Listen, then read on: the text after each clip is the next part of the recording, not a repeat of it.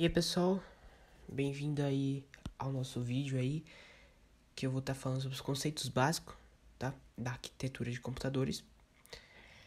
Eu vou falar sobre barramentos, memórias, CPU, como é que funciona ali os registradores, tá?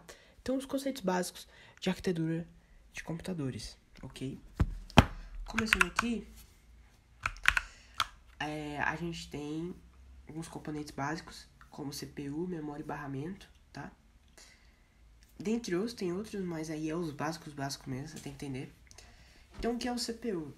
CPU é o que recebe as informações para executar. No caso, ela recebe essas informações, são chamadas de instruções, tá?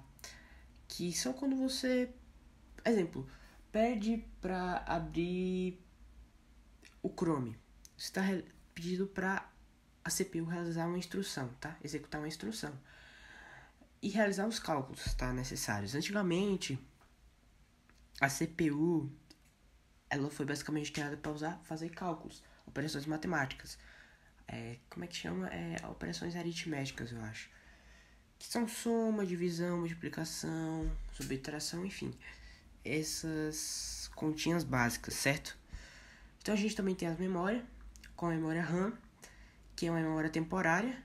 Então ela grava ali algumas informações necessárias para a CPU, tá? Para acesso rápido da CPU, ok?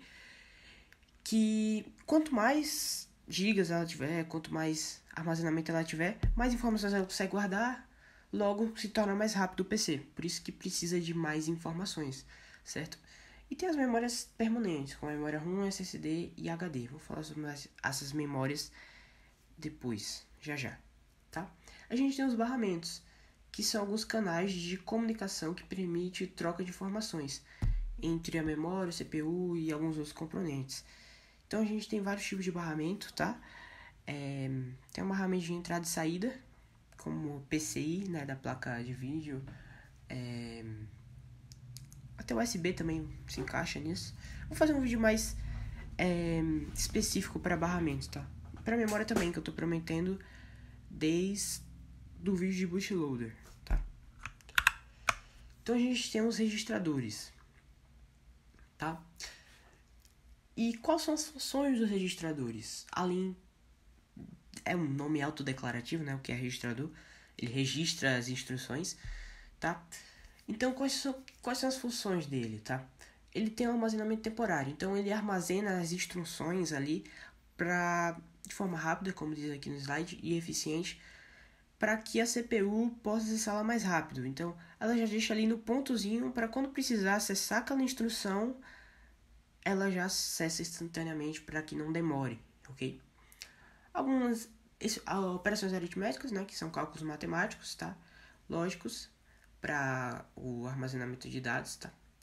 E o controle de fluxo, que é ali quando você tem vários softwares abertos simultaneamente e ele tem que controlar ali para abrir um de cada vez, não abrir tudo de uma vez e bugar a CPU, bugar a tela da tela azul, por exemplo, ok? Sobrecarregar.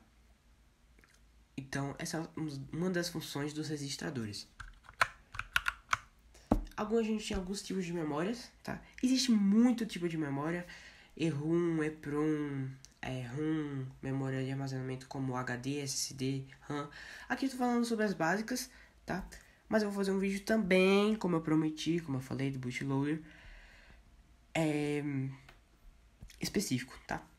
Então a gente tem a memória RAM, como eu falei. Ela é uma memória volátil. Significa que ela é gravada, tá? Dá pra você gravar os arquivos dentro dela. No caso, ela armazena os dados e alguns programas, alguns softwares para execução, para acesso mais rápido. Mas depois, quando você desliga o PC, ela apaga, tá? A gente tem a memória ROM, que é uma somente de leitura, uma não volátil.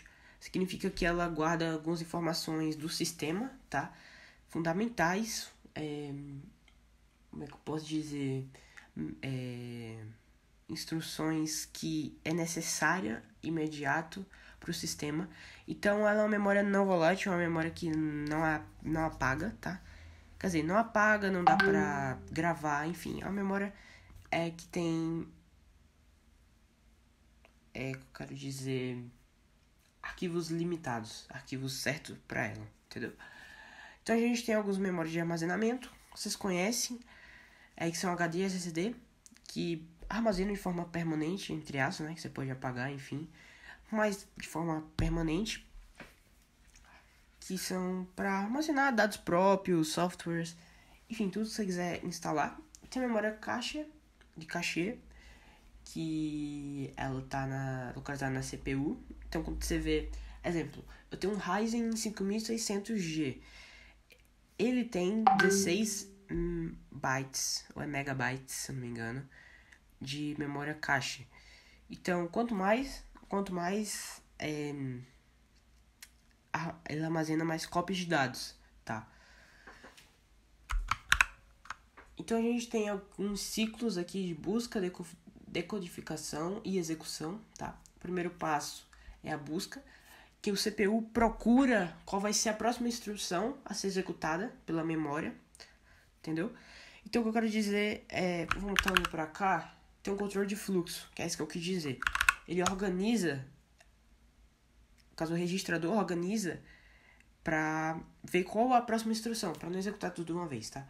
Então ela decodifica essa instrução para ver o que ela vai fazer, o que vai resultar. Depois ela executa, realizando os cálculos matemáticos e acessando a memória para executar essa instrução. Por fim, a gente tem os processamentos de dados, tá? Que são aritméticas, operações matemáticas, operações de lógica, tá? Como AND, O e NOT, que eu vou falar mais sobre isso em outros vídeos, tá? São operações lógicas, processamento lógico. Transferência de dados, então ela move os dados para dispositivos de memória de saída, quer dizer, dispositivos de memória, que são de entradas e saídas, e também move os dados para os registradores, registrar as ações, certo? Então a gente tem processamento de controle, que a CPU gerencia o fluxo de execução de um programa determinado para ser a próxima execução. Controle de fluxo, como eu quis dizer.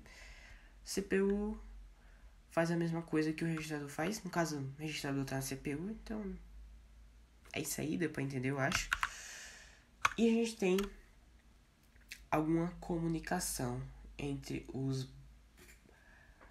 componentes. Primeiro, o barramento, que ele transporta os arquivos, quer dizer, os arquivos não, né? Os dados entre a CPU e as memórias e os outros dispositivos ES.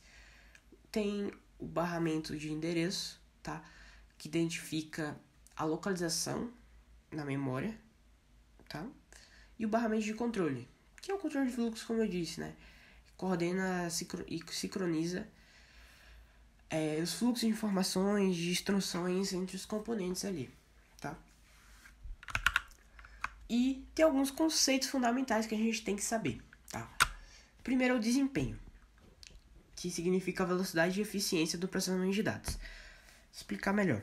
Quando você diz que quer que o seu PC tenha mais desempenho, você quer dizer que ele tenha mais velocidade, seja mais ágil para executar um arquivo ou algo desse tipo, certo? A gente tem escalabilidade, que é a capacidade de adaptar e expandir o sistema conforme as necessidades. No caso, expandir o sistema quer dizer aumentar a capacidade de executar instruções, certo? Confiabilidade, robustez e resistência a falhas do sistema. Então, tem que confiar, né? Para que não tenha falha no sistema, que que a CPU não aconteça nenhuma falha, certo? E tem a compatibilidade, que é a capacidade de interoperabilidade com os outros sistemas e tecnologias. Significa que a CPU consegue se compatibilizar para agir junto com outro componente eletrônico que age junto dela, certo? Que funciona junto dela. E é isso aí, pessoal. Nossa explicação sobre os conceitos básicos de arquitetura, tá? Dos computadores. Vai sair um vídeo aí sobre Assembly, ok? E é isso aí, pessoal. Se gostou, se inscreva e deixa o like. E valeu!